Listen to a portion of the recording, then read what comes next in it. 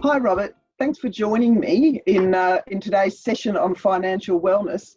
I know financial wellness is really important for many employees that I deal with in the different companies where I do some consulting, some HR consulting.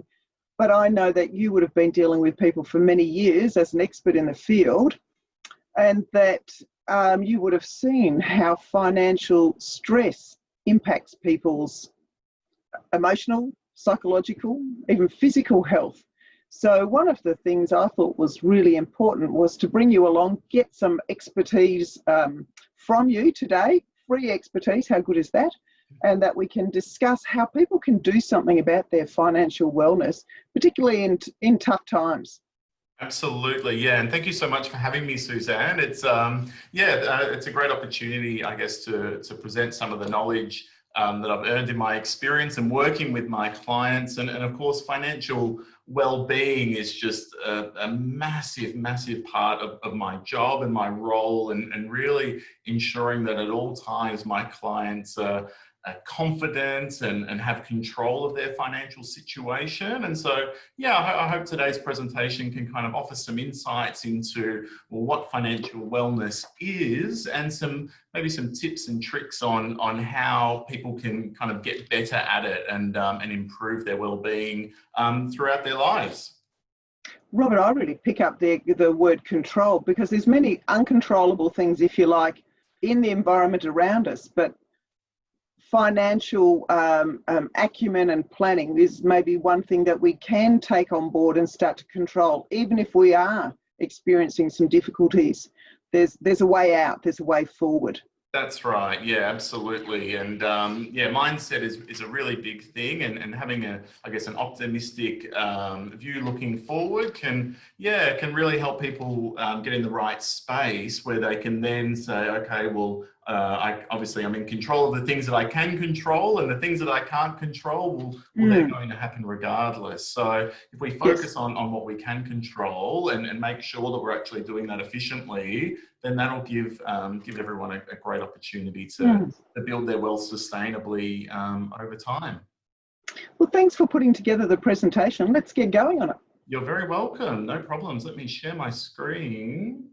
And here we go. All right. So thanks again so much, Suzanne, for taking the time today. Of course, I should mention that any advice in this presentation is, of course, only general advice and doesn't take into account people's personal situations. So, of course, please don't go ahead and implement any of this without first speaking to an advisor. All right, great. So a little bit about myself first. So, you know, my job is really to work with families and to help them build their wealth towards, you know, the lifestyle that they desire as a bit of a big picture. So, and we do that. So I'm a director here and a financial advisor at Endorphin Wealth. We have 11 staff with offices in Melbourne and Sydney. You know, and the major, I guess, components or facets that we focus on for our clients is advice around, you know, cash flow, their superannuation, investing any surplus money, planning for their retirement, of course, is a really big one, and thinking about personal insurance, and so not just focusing on growing wealth and accumulating, but also on protecting wealth in case something was to happen. So yeah, so they're the main areas that we look at. And so, Suzanne, I thought we'll start first of all with what is financial wellness. And so essentially what we look at with financial wellness is, you know, looking at our clients and their comfort across several different factors. So the first one here is so economics. So, you know, things like, does the household income fluctuate from week to week or month to month? Obviously, a more stable income will result in a higher wellness score.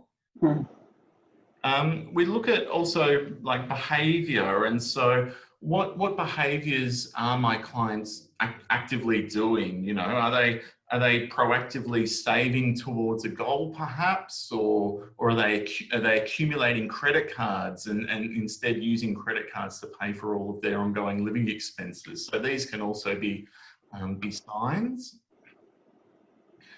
We think about the social aspects as well. So, you know, are the clients, are they paying off a mortgage on their own home? You know, that they would tend to be more comfortable and feeling more secure if they're building their own wealth and paying off their own mortgage, compared with perhaps if they're in a rental property and can't quite get on the property ladder, I guess, to start building their wealth that way. Yep. From a knowledge perspective, and this is very important, you know, do you understand, you know, the terms and the phrases and the products that you hear on TV or people talk about at the barbecue? You know, do you understand what compound interest is and how it works and the effects that can have on your wealth? All of those different aspects. Obviously, having more experience and education will lead to more comfort. Yeah. And lastly, I guess the psychological factors to think about. So how confident are you with your money? And do you actually have control over it on a monthly basis? Do you know the money coming in and the money leaving your household? Are you in a comfortable place? Do you have a cash buffer perhaps set up that you know for a rainy day you can always turn to? So yeah, these are the main kind of factors that we look at when thinking about a client's financial. These are all are very important factors, and I know when I look at these, and especially you know, when you get down to the psychological areas there and the behaviours that people have, and how, you know, if people have got worries in this area, how it will impact on them psychologically at work. They won't be able to, you know, concentrate as well. They'll see things maybe perhaps more negatively as they struggle with this area of their life. So some financial wellness is actually some financial freedom, if you like, freedom from some of the worries, and then maybe a better platform for an employee to be able to, you know, just come to work and concentrate on what they're doing and enjoy life. Yeah, completely. Totally agree, Suzanne. Yeah. Okay, perfect. So let's look at, I guess, what can impact people's financial wellness. And I suppose it should come as no surprise, you know, that people are more stressed when they don't have a basic financial literacy, you know. So it could be very confusing and stressful, not understanding how superannuation works, or you know, how saving for a deposit on a home can help you for the future, and so on and so forth. So yeah, people tend to be a lot more stressed when they don't have that basic elemental levels. Of course, people are more stressed when they don't have control over their monthly budget. So yeah, as I kind of touched on earlier, having a real sense of knowing, you know, what cash is coming into your household on a monthly basis, what cash is leaving, you know, do you have enough for a rainy day, and so on and so forth. This is absolutely critical in people's stress levels. You know, nasty surprises. That's right. Yeah, it could be completely terrifying. Yeah, and also, you know, definitely a huge factor is thinking about, do you have a plan for the future? Like actually, what is the plan? What is the 1 year plan, the 3 year, the 5, the 10 year, the happy ever after? It's kind of looking at, well, I guess if you fail to plan, then you're planning to fail. They always say, and so people that do have a plan for the future, they'll of course tend to be a lot more comfortable because they're kind of building towards something, and they'll know they'll be able to track their progress, and they'll be able to kick some goals along the way. That would give you a great sense of confidence as you go. I mean, you may not be where at the end goal, but at least you know you're going in the right direction. And how satisfying is that? Yeah, it's really satisfying, and one of my favorite parts of being a financial advisor is working with clients and regularly checking in with them and saying, well, look, here's where we were 12 months ago, and now look at where we are. Now look at what we've got in place, and where you can see that we're actively kind of growing and building towards what clients would like to achieve with their lives. Marvelous. Yeah, great. Okay, so perhaps some financial wellness goals or things that I guess our viewers can be conscious of or aim to be doing as they move forward. So I guess one of the main goals would be to actually aim to have the resources available to enjoy your life. Okay, so people need to be focusing first on what makes them happy, and money doesn't always equal happiness, I've found. No. And I think if clients of mine will first focus on, well, what makes me happy, and what is an ideal lifestyle for me and for my family, and what do we want to do? It doesn't have to be flying first class to Europe and doing all the wonderful river cruises. Perhaps happiness for your household might be, getting a caravan and traveling around Australia or something, or, Funny that you should mention that, Robert. Yes. That's exactly what we're doing right now. We're renovating a caravan. Well, exactly. And you see, so it's not, people don't need to focus on keeping up with the Joneses, Suzanne. It's kind of focus on your own family and your own household and what makes you happy. I think that's a lot more important as a goal to have. So another aspect that clients should be looking to have a great control of is to be able to meet their financial commitments. So what that means is having obviously the income available to be able to meet your living expenses, and obviously to pay for the basics for your utility bills and your mortgage and whatever the case may be. But also to have a cash buffer available. For some families, it might just be a couple of $1,000s. For some families, it might be, they're only sleeping comfortably at night if they have perhaps $20,000 of just cash always available in case something significant was to happen, that they know that they're comfortable and they can always meet their financial commitments when they fall due. That's a very personal thing too, isn't it? It's like a risk appetite that varies between people. Yeah, it absolutely is. Yeah, it's quite interesting to see sometimes.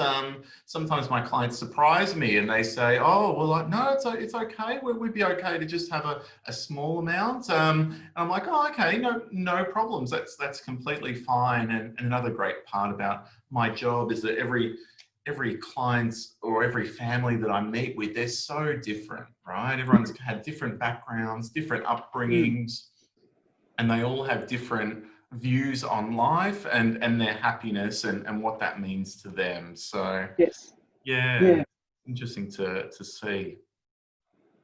And the last point on, I guess, some goals to aim towards is to be able to cope with the unexpected shocks. So we just alluded to this before by having that buffer in place, but if the car were to break down, do you have a couple of $1,000s available? There's a large proportion of people, can sometimes find themselves actually stuck or thinking, gosh, how can I pay for this unexpected expense? Do I need to get a personal loan? Perhaps I have to go and get a credit card or borrow money from family. And of course, that will then lead to, I guess, more stress in your household by having that kind of cloud hanging over you.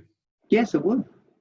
Yeah, I can't imagine that when you feel uncomfortable and then you've got perhaps other things you have to deal with, if you think about like a car accident or anything else, the physical thing or the shock of it, etc., and then you add financial issues to that on top, not a comfortable place to be.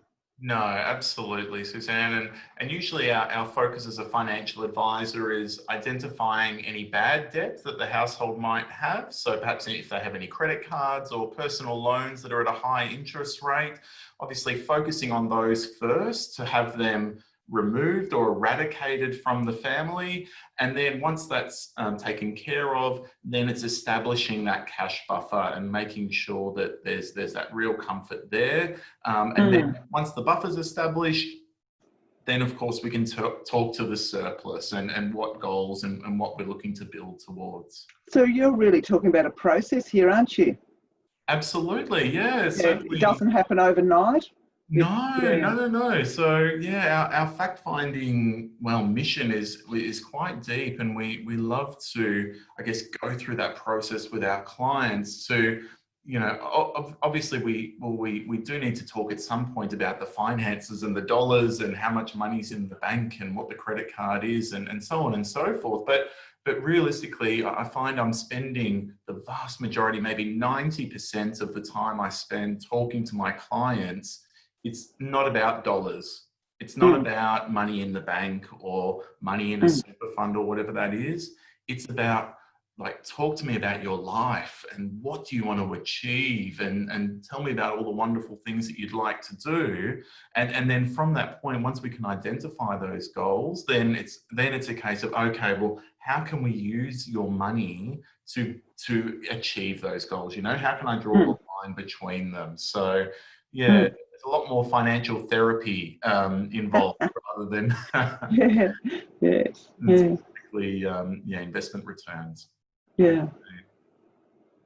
Great. So I guess as part of our research, and these studies do fly around quite regularly, which are just fascinating to get an insight into, I guess, Australians at large. And I thought it'd be interesting to kind of raise as a slide here, perhaps to illustrate to our viewers how Australia as a nation is tracking. So you can see here from the chart, a recent study was completed by ANZ, and they found that 24% of the population is in the category of no worries, right? So they're completely comfortable, these households, happy as Larry, and don't have a financial stress in the world. The majority, so about 40%, so the largest portion there, are doing okay. So that's also a good metric to have. Mm. Living within their means, living kind of comfortably, but able to go for the occasional holiday and so on and so forth, but perhaps not able to completely live in their ideal house or drive Yep. their ideal car or send their kids to the schools they might like to send their kids to. Yep. 23% of the population, so nearly a quarter, can be categorized as getting by. So these people are likely living, month to month or week to week, depending on how many hours they work during the week, might be an indicator of, the types of meals and the things that they'll be able to do during that week. And these people are really just making ends meet, essentially. So those 23%. And we have 13% have been identified as struggling. So, these Mm. people, actually, back against the wall, often will be late with their loan repayments or things like this, struggling to put decent meals on the table, and really need a lot of help to support them, to help them move forward. Mm. And these people can still get some help from you? Absolutely, yeah. So we offer an obligation-free initial consultation to anyone who would like to sit down with us and tell us their story and help us understand their situation, and kind of put together that roadmap, really, of where they currently are and where they'd like to be. We're more than happy to meet with these people and to see how we can add value to their situation. So certainly not a case of financial advice isn't just for the wealthy people that just have more money than they know what to do with. Some of my most recent clients might be first home buyers or people on relatively low incomes that really see the value in establishing a set of strategies to really, you know, bit by bit, piece by piece, get themselves slowly and continually upwards and into a better position moving forward. So Yeah. yeah, so that's not a problem. Yeah. Um, Interesting figures, I think, to look at and think about. Yeah, absolutely. And I suppose speaking of figures, I've got some more for you, Suzanne. So we have, 22% of the people that were surveyed didn't have any specific savings. So I thought that was about over 1 in 5. So that was a bit shocking. 25% of people were sometimes unable to pay their bills on time. So that's 1 in 4 Australian households, which is quite high. The study also found, which I could have told you, that more income does not translate directly to a better financial well-being. So, you know, I have a lot of clients that are very stressed, that are on earning high incomes, but by the end of the month, there's nothing left because all of the money's been flitted away on toys and trinkets and personal loans and things that, you know, perhaps they don't necessarily need, but they've just found themselves in this cycle where they're living month to month, but they have really large incomes. And so we see this quite regularly, actually. So obviously the first step then is to really analyze that monthly budget and to really drill down into, well, how much are you spending on your mobile phone bill? And, you know, and how much are you spending on your gym memberships? And why are you spending money on this? And why are you spending money on that? And so on, to really, you know, I guess, shine a spotlight on a client's budget and Yeah. look at ways that we can help them perhaps, sharpen it up a little bit. Yeah. And the average score, so it's a bit of a survey, I suppose, that people were asked to respond to questions. And actually the average score for financial wellness for Australians was 59 out of 100. So a lot of improvement certainly could be achieved there. It's a great passion of mine, the financial literacy of Australians, and how a lot of this stuff that people just weren't taught in school. So so I'm not really that surprised to see an average score is 59 out of 100, but I'm sure that it can be improved from there. This is an interesting figure, because if you said to someone, I don't know, about anything, you know, your driving score, your driving skills are 59 out of 100, would you be happy? You know, or so yeah. I think the area of finance, a lot of people just don't want to talk about. So it's sort of buried, isn't it? You know, and unfortunately, that's that figure comes forward. It does, absolutely. Yep. Yeah, you're right. Okay, Suzanne, so I guess it's time to think about, well, how can we increase this well-being score? You know, what things could our viewers be doing to really take on board and to implement for the future to help them if they're struggling in any of these areas?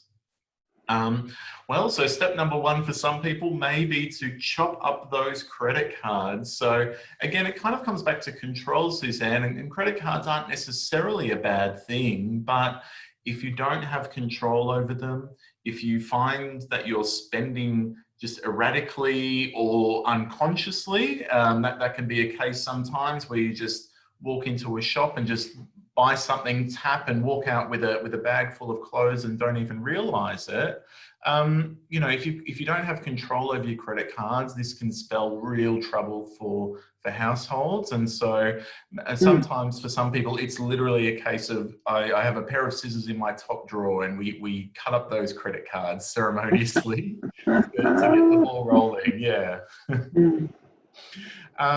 Another great way to increase your well-being is to actively save towards your goals. So, you know, it doesn't have to be your happy ever after that you're actively saving towards, but it could be something small like a holiday or Oh, goodness. I'm thinking even a leather jacket or something that you really like, and be actively putting aside $20 a week or whatever it is to build towards that. That can Yeah. increase your well-being.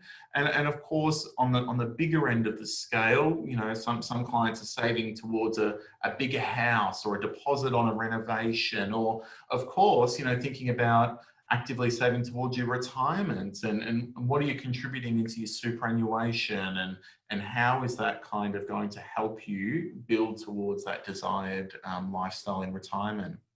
Mm.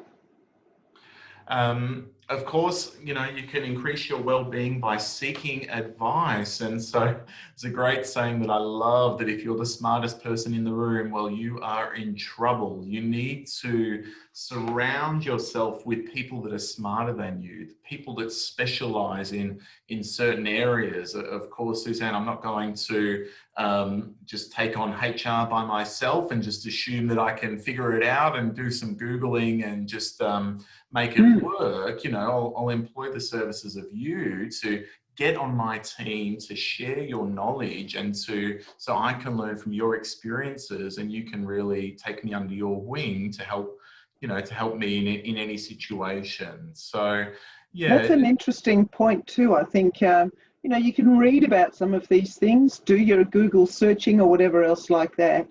But I know that, you know, I would want to speak to an expert with experience.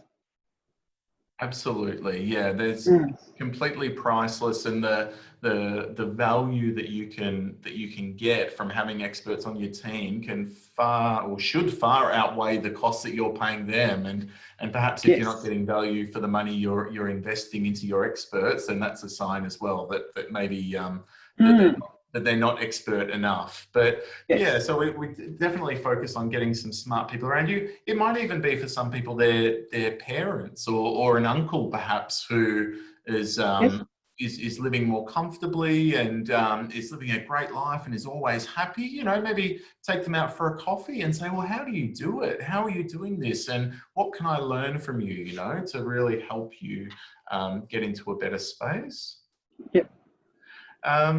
Another interesting stat that that kind of came out was about receiving, I guess, specific financial advice, and the, I guess, the figures from the survey that they looked at was saying that 74% of Australians that have actually engaged a financial advisor and brought someone onto their team. So about 3/4 of people would say that their well-being has improved, I guess, by going through that process. And I'll pop a link at the end, of course, that people can read the research. But it really kind of shines a light on, you know, getting people around you that are smarter in these areas. You know, if you wanted a mortgage, you know, you wouldn't just go knocking on the doors of all the banks. You just get a mortgage broker on your team, and they can be your expert. Or if you need an accountant, you know, you shouldn't be doing your tax returns, and you could miss things, but get a great accountant on your team, you know, who can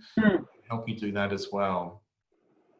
And another one that just jumped off the page to me was 88% of people, after receiving advice, believe that the advice has given them greater peace of mind financially. And that's just, I love this so much, Suzanne, because I always say that my number one job is to help my clients sleep at night. And Yep. if they're not sleeping, then, you know, we need to work on things, you know, and then it's a indicator. If you're lying in bed at night stressing about certain, you know, certain areas or certain things, then this is definitely, these are the items that you'd want to prioritize as seeking attention on straight away. Yeah, absolutely. Yeah, great. Okay, perfect. So I thought I'd pop a slide in to look at ways that you can improve your financial literacy. So I guess what's great about financial literacy and educating yourself and learning about these things is that, you know, it will provide you with the knowledge and the skills that you need to manage your money effectively on a monthly basis. Financial literacy really helps I guess, provide a foundation to make successful financial decisions in the future. So, yeah, this could be anything from, oh gosh, when you're at the service station or something, and you look down and see the chocolate bars there or something, and some people's motivation will be, I don't want to eat that chocolate bar because I know it's going to put on weight. But some people look at that chocolate bar and they'll see that as $2.75 or whatever it is, and say, well, hold on, that's, you know, if I can not make that decision, then that's an extra $2.75 that I've got to build towards a financial goal of mine. You know, it's not for everyone. Some people, well, everyone sees the world through different glasses, but these are the small kind of micro decisions that can really compile and build up over time to get you in a great position. You can see that you're really talking about choices. Oh, absolutely. Because, you know, like this is life really, isn't it, Suzanne? Where it's just every day there's opportunities to make great decisions or poor decisions, you know? And so by educating yourself about how finances work, and I often relate to the story that, you know, it feels sometimes that we're all playing a big game of Monopoly here on Earth, living life. But you know, only some people really understand the rules of the game, and a lot of the time people are just kind of, you know, walking the streets and just bumbling along, I guess, with their head in the sand, and not really, you know, paying much attention to how this system works, this financial system, and how they can get themselves into a better position. Yeah, so financial literacy obviously creates, you know, a much greater confidence in your psyche. And I think it also creates a sense of optimism in my clients. So I know that some clients I've worked with previously that were previously, you know, quite scared or timid or unsure about things, by going through our process, by having me mentor them and educate them, that really provides them with, you know, the optimism to be like, hey, look, maybe we can achieve these things, and why can't we, you know? And, you know, we've always thought that we couldn't do A, B, and C, but, you know, maybe actually we can, now that we understand it a bit better. So, That's exciting. That's a great one. And of course, I guess it can lead to less stress in households. And I know a lot of, you know, family disagreements and arguments are related to money, and perhaps the management or mismanagement of how it's working, and the stresses that having no money can put on a household are quite horrific. And so if, you know, if the I guess the heads of the household are more financially literate, understand, you know, what's going on, and how they're tracking, and that they're making progress, then, you know, then they're on a joint mission together, and they'll be able to kind of keep moving forwards towards these goals, and it'll provide for a much happier household, I'm sure. That's a very interesting point, I think, about the stress and the there's a few things from that. I think one was that you were talking about like a joint strategy. So if everybody understands what we're doing, where we're going, why we're going there, that we all want to go there, you know, you've got this sort of partnering, you know, happening. And I think that's that in itself is a strengthening thing for people's relationships. Full stop. And if you're operating from a place of strength, you're going to be less stressed as well. You're going to see less stress-related behaviours as well. And so this is really very important. This is part of being healthy. Full stop. Exactly. You know? A huge factor in just I guess your mental health and your general health and wellness as well. So I completely agree with you. And I suppose, you know, we could think about, well, where to from here? Like, what can we do to, you know, be improving on a daily basis, and you know, what strategies can we look to start to implement? So I'd encourage all of our viewers to really consider your own finances. You know, maybe sit down with a blank sheet of paper one night, turn the TV off, get the kids to bed or whatever the case may be, pack away the dinner dishes and sit down with a blank sheet of paper and, really work through, what stresses do you have? What is scratching at you that you really wish wasn't the case, right? Write it down so you can identify and actually see the target and what you would like to I guess, assess and to fix up. Have a think about what is under control in your situation. So where are you winning? What areas of your life are you like, yes, I'm kicking goals there, I'm successful here, this is great, this is exactly where I want things to be. But then also think about, well, what is out of control? What factors can't I control that are impacting me? What negative forces are kind of potentially, I guess, affecting my household, and is there anything I can do maybe to help mitigate those circumstances? I think writing it down is very important. It doesn't even have to be words, it can be pictures, it can be anything, but actually committing to doing that is the first step, isn't it, really, towards getting it clear and perhaps, you mentioned here what's under control. That's a good thing. Congratulate yourself on what is under control and maybe look at, strategies that you use for controlling that. Can they relate to the things that are out of control? Exactly. There's some smart thinking underneath all of that. Yeah, certainly. And it's obviously very important to create an open dialogue with the people that you trust. So, it might be your partner or your spouse or your parents or your advisors or whoever it might be that you have good friends, obviously, and other relatives in your network. Have the open dialogue with them. I would say, talk to them about these things because everyone has stresses. Everyone has things that are impacting them adversely. It's just life, really. But if you have an open dialogue, if you talk about these things and try and find ways to work through and to navigate, the choppy waters, then this can really help people moving forward. So writing it down, talking, discussing, all those things are really active things that any of us could do. Yeah, exactly. So easy to do.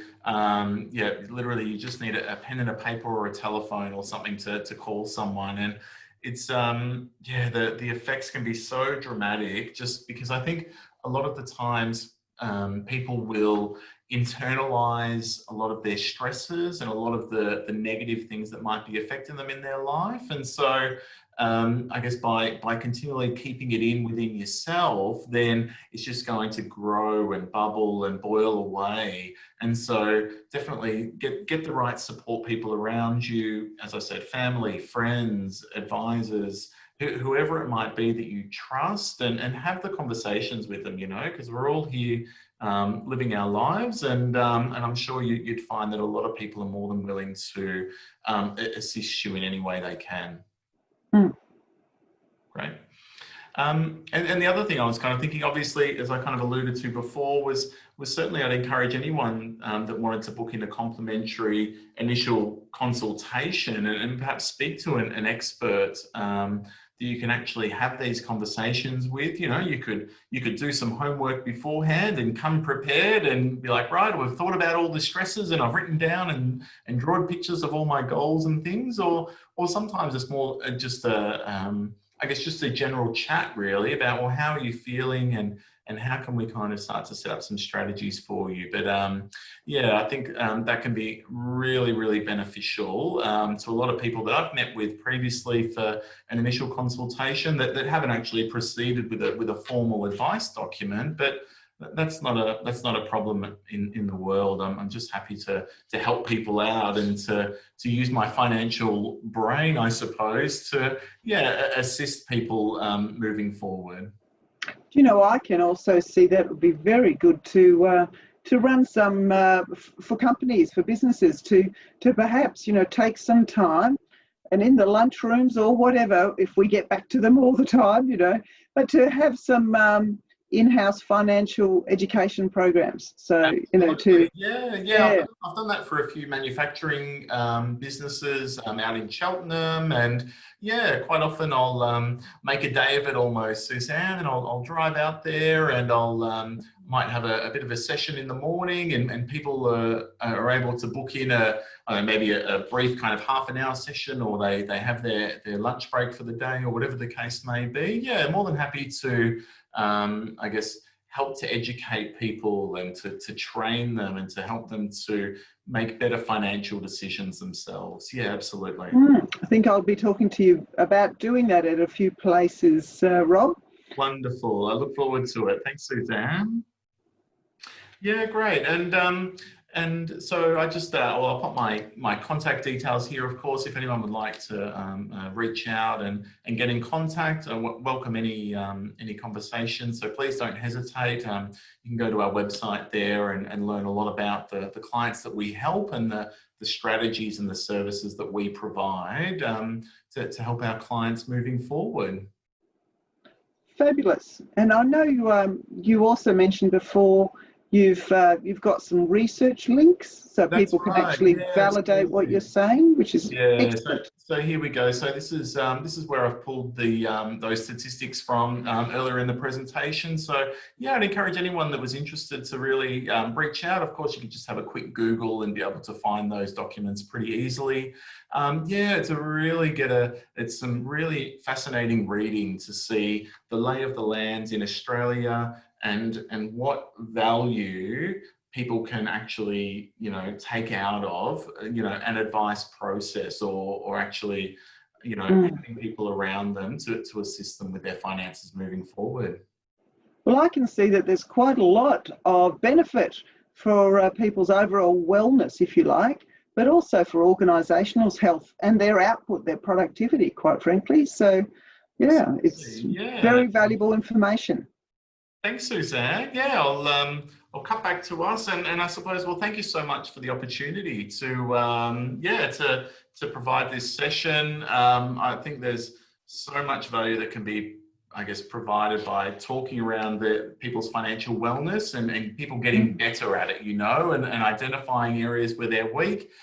Maybe if you're a 59 out of 100 today, maybe you could set yourself a goal to get up to 80 out of 100 or something by the end of the year. And that's something that can be tracked, and can be built towards. So yeah. That would be a good score, and I think help people sleep better at night.